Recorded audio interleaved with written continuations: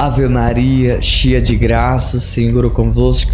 Bendita sois vós as mulheres, bendito é o fruto do vosso ventre, Jesus. Santa Maria, Mãe de Deus, rogai por nós pecadores, agora e na hora de nossa morte. Amém. São Padre Pio, intercedei por nós. Olá, caríssimo paz e bem, que alegria ter você conosco. Sou eu, missionário católico deficiente visual, o Enio Viana.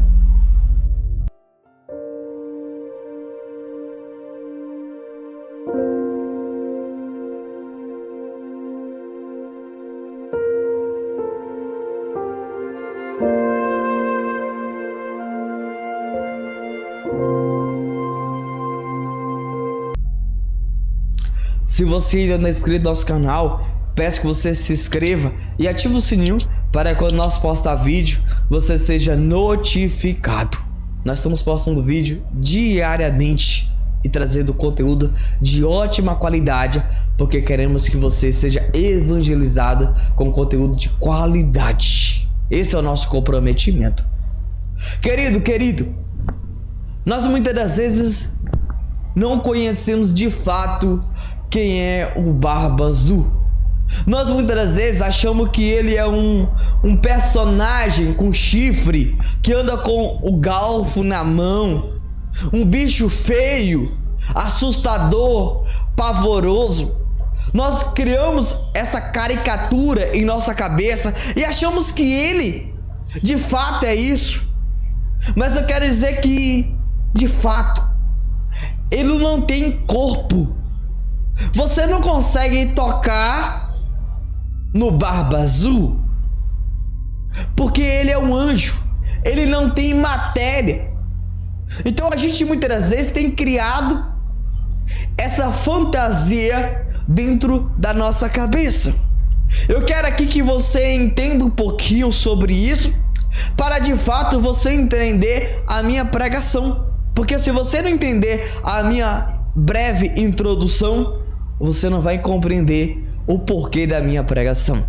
Você sabe como eu que quando Deus estava criando o mundo, você sabe que chega um certo momento que Deus viu a desobediência de Adão e Eva. Porque Deus, ele vê o futuro. Então Deus, ele fez uma reunião angelical. E ali ele disse para os anjos que deveria amar os anjos e os anjos iriam o servir. E ali houve algo que eles não aceitaram, que o amor de Deus, eu vou repetir para vocês entendam isso, e você na sua casa aplauda, diga amém nos comentários aí. Deus tem um amor avassalador pelo homem. Eu aqui não estou falando de sexualidade não, certo?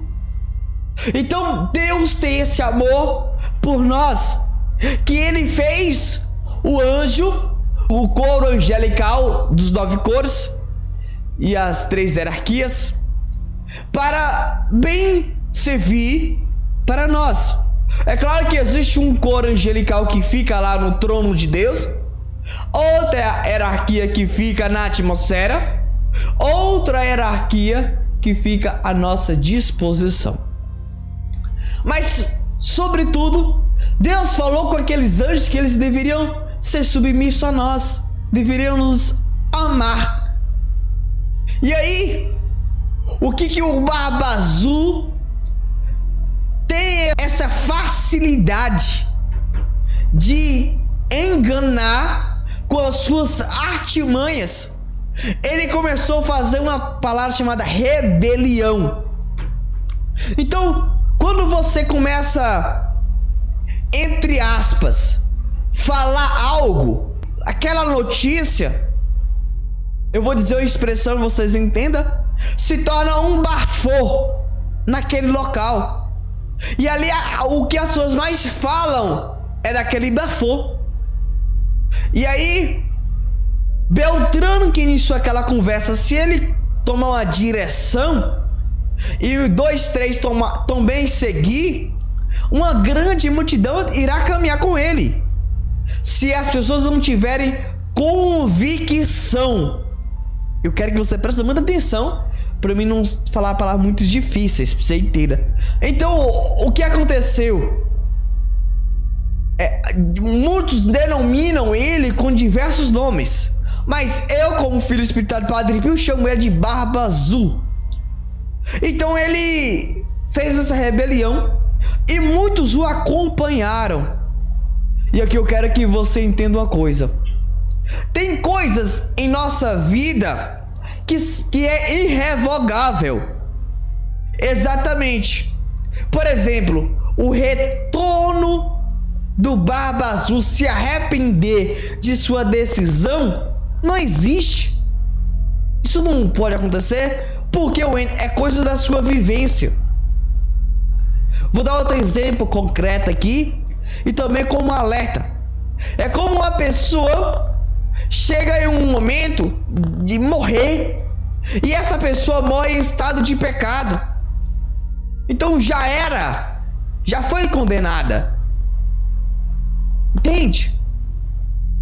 E esse negócio irrevogável, eu quero trazer uma analogia para você. Você imagina alguém que cai de um automóvel e ali ela se fere no braço e cria uma cicatriz como eu aqui. Eu tenho uma cicatriz aqui, eu tenho uma aqui, ó, também, que eu quase morri uma vez, ó, aí nesse braço, eu não sei, mas não dessas aqui. Essa criou essa cicatriz. Então um acidente gerou em mim essa cicatriz. Tira? Não, tá até hoje tem aqui no meu braço. Então é irrevogável tirar essas marcas. E da mesma forma é o Barba Azul. Aí você pode falar, e a misericórdia de Deus? É porque é a vivência dele. Entende? A vivência dele. Pronto. É isso que eu quero que você entenda sobre isso. Só que, de fato, eu quero que você entenda duas coisas, e é sobre essas duas que eu vou pregar.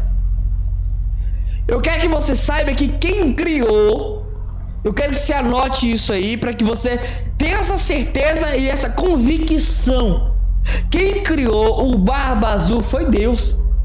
Só que Deus criou ele, eu vou dizer a palavra aqui, mas talvez incoerente, um anjo bom. É porque Deus não cria nada ruim. Por isso eu tô dizendo essa coisa pra você entender. Porque Deus não cria nada ruim. Mas só que ele não aceitou servir o homem. E aí ele se tornou maldoso. Mas Deus fez ele bom. Então a primeira coisa que eu quero que você entenda é: Deus é maior. Então entenda uma coisa aqui: não existe rivalidade. Não existe um Deus bom e um Deus ruim.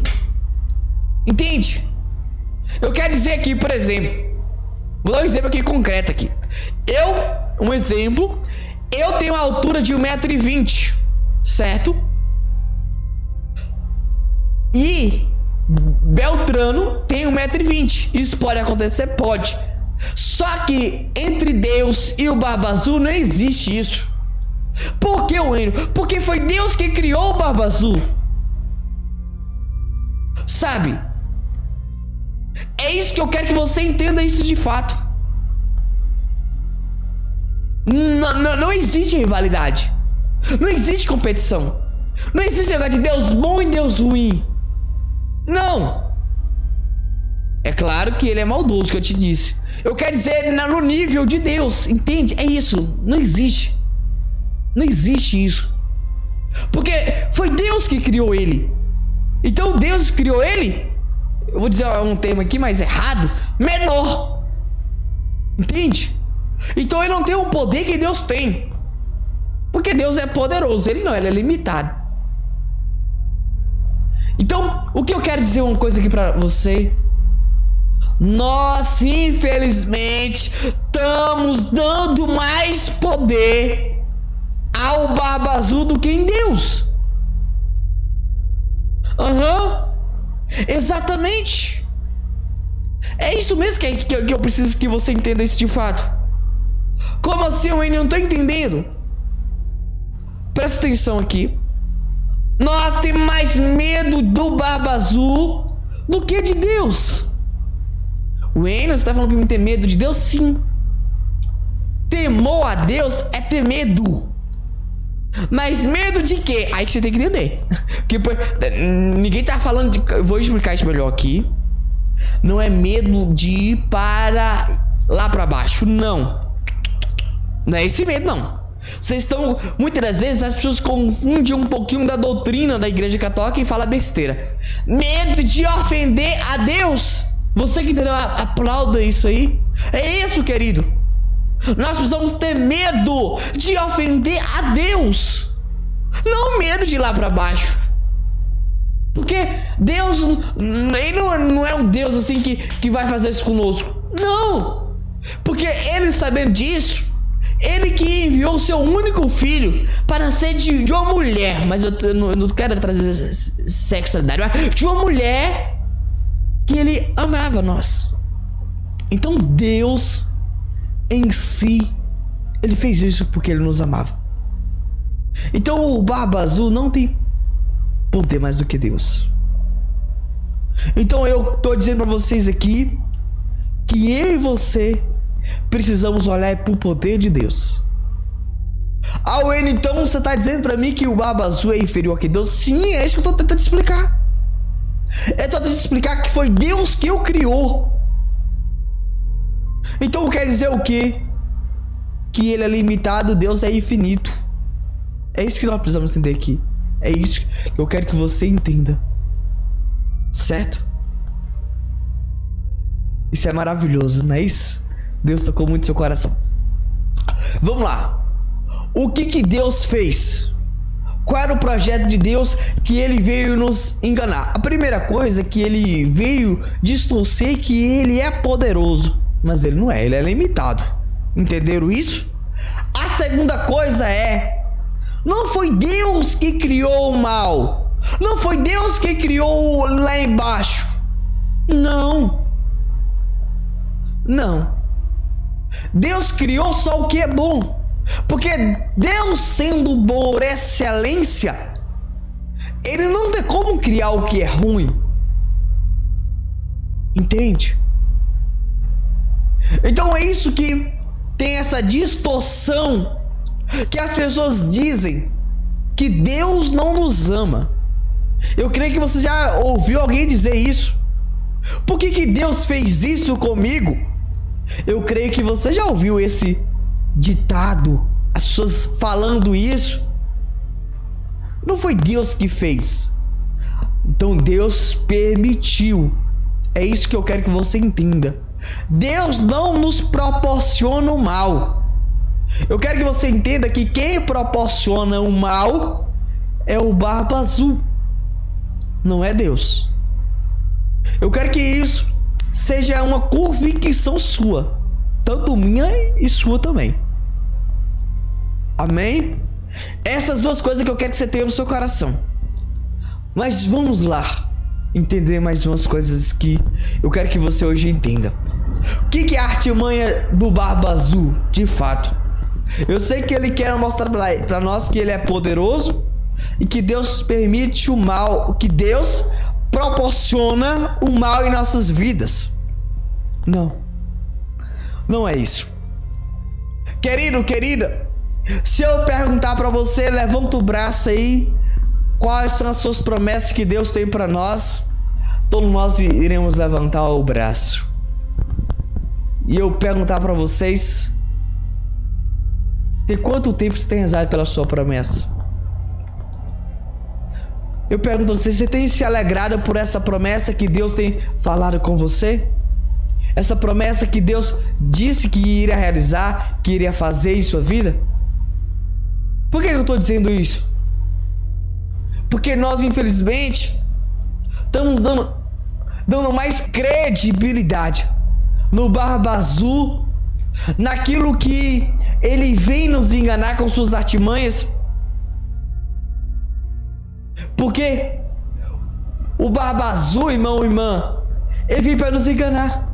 Ele veio para destruir a nossa vida. Ele veio para destruir as nossas famílias. Ele veio para destruir os nossos sonhos. E eu estou aqui para que você hoje, neste momento, de fato, juntamente comigo, conosco, que estamos aqui, falando um pouquinho sobre o Barba Azul, olhe para Deus e veja que Deus é poderoso. Wendel, o que você quer dizer? Eu quero que o que você estava olhando para o seu problema e dizendo para você próprio que você não ia conseguir realizar, porque você estava com o olhar fixo no seu problema. Porque é isso que o Barba Azul quer mostrar para nós. Ele quer que nós enxergamos que o problema é maior que Deus. E o que eu disse para vocês que não é, porque foi Deus que criou o anjo angelical. Sim, foi Deus que criou. Então Deus é maior que ele. Deus é mais poderoso que ele. Então se Deus falou uma promessa para o Wendel, vai se cumprir, vai se realizar. Mas é no tempo de Deus, é na hora de Deus. Só precisa que o Wendel creia e olhe para Deus e tenha fé que Deus é infinitamente mais poderoso. Irmãos e irmãs, quando a gente está passando por isso, a gente muitas das vezes não sentimos a presença de Deus. Sabe por quê, Wendel? Vou te explicar. É porque você está tão vivendo essa amargura que infelizmente nós perdemos o gosto de rezar. E aí que nós deveríamos ser forte enquanto nós somos fracos. Aí a gente desanima para de rezar. Aí nós começamos a enxergar que Deus enviou aquilo para nós porque Ele nos ama, porque Ele não nos ama, corrigindo. E aí é o que o Barba Azul quer, que a gente caia em sua arapuca e que nós de fato caímos de um buraco cheio de lama e que a gente também não saia de lá e fique por lá eternamente. Eu estou aqui dizendo para você que não é Deus que proporciona, Ele permite, mas não é para o seu mal, é para o seu crescimento. Deus só permite sabendo que nós suportaremos. E é por isso que eu estou te convidando você a ser fiel a Deus nas simples coisas e a partir de hoje entender que Deus é poderoso e Ele só proporciona o que é bom para a nossa alma, para a nossa vida. Amém. Convido você a prestar muita atenção agora nesse relato. Preste atenção, por favor. Lúcifer vai ao confessionário do Padre Pio. Ele começou a confessar e eu, rezando o breviário, seguia e via o padre. De repente, vi entrar na sacristia, vindo da igreja, pela porta direita do altar, um homem robusto na casa dos 40. Tinha cabelos grisalhos, olhos escuros, pequenos e vivos, casaco escuro e calças a riscas. Deteve-se por instante sob a ombreira da porta e depois, em passo cadenciado, avançou. Primeiro dando uma olhadela a toda a sacristia, depois fixando-me com desprezo por alguns momentos. Começou a andar para trás e para frente, no espaço entre a tenda e o lugar onde eu me encontrava de pé, roçando o ângulo onde se uniam as cortinas. Os homens, para se confessarem, entravam pela sacristia e saíam pela direita. Aquele homem, ao contrário, logo que saiu penitente pela direita, sem aguardar sua vez, passou à frente de todos e foi se enfiar precisamente no centro, escancarando as cortinas e ficando de pé diante do Padre Pio, que eu já não conseguia ver. As primeiras impressões sobre aquele homem levaram-me a seguir seus passos.